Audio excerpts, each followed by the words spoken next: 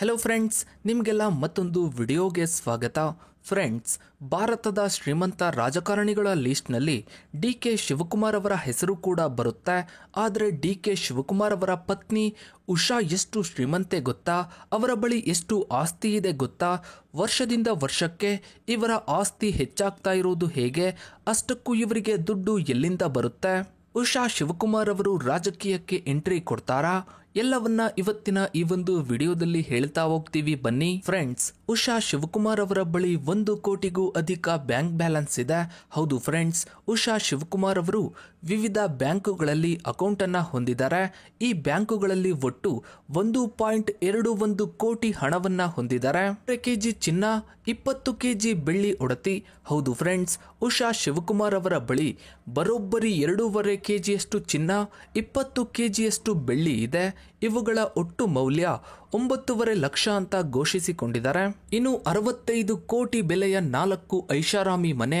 ಉಷಾ ಶಿವಕುಮಾರ್ ಅವರು ಬೆಂಗಳೂರಿನಲ್ಲಿ 3 ಹಾಗೆ ಕನಕಪುರದಲ್ಲಿ 1 ಸೇರಿ ಒಟ್ಟು 4 ಮನೆಯನ್ನ ಹೊಂದಿದ್ದಾರೆ.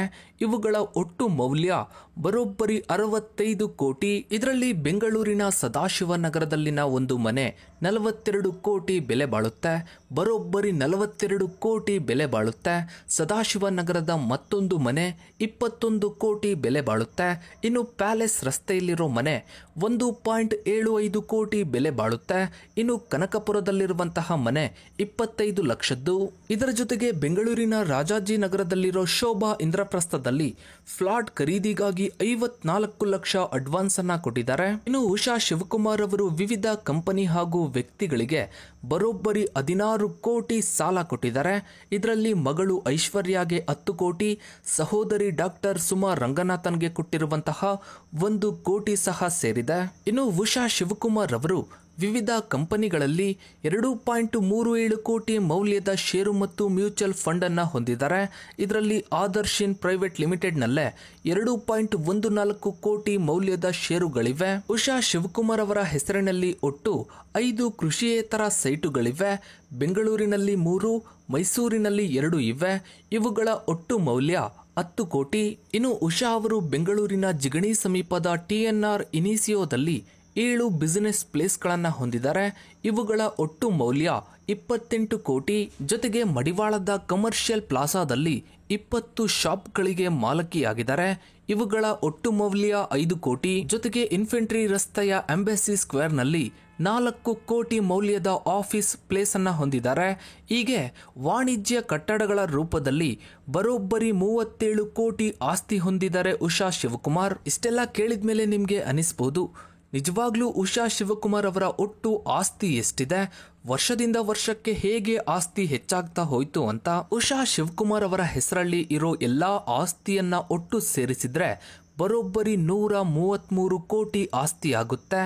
ಈಗ ಇಷ್ಟೊಂದು ಆಸ್ತಿಯನ್ನ ಹೊಂದಿರುವ ಉಷಾ ಅವರ ಬಳಿ 2008ರಲ್ಲಿ ಇದ್ದದ್ದು ಕೇವಲ 5 ಕೋಟಿ ಆಸ್ತಿ. 2013ರಲ್ಲಿ ಅದು 35 ಕೋಟಿಗೆ ಜಂಪ್ ಆಯಿತು.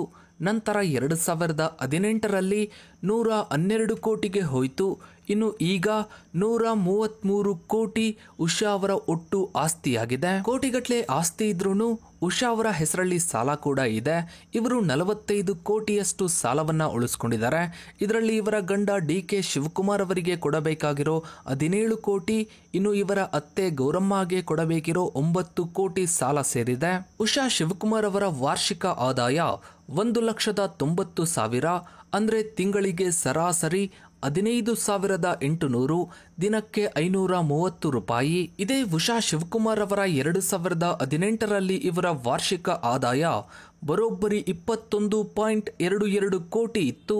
ಅಂದ್ರೆ ತಿಂಗಳಿಗೆ ಸರಾಸರಿ 1.75 ಕೋಟಿ, ದಿನಕ್ಕೆ 5,90,000. ಇನ್ನು ನಿಮ್ಗೆಲ್ಲ ಅನಿಸ್ಬೋದು, ಇವರಿಗೆ ಇಷ್ಟೊಂದು ದುಡ್ಡು ಎಲ್ಲಿಂದ ಬರುತ್ತೆ ಅಂತ.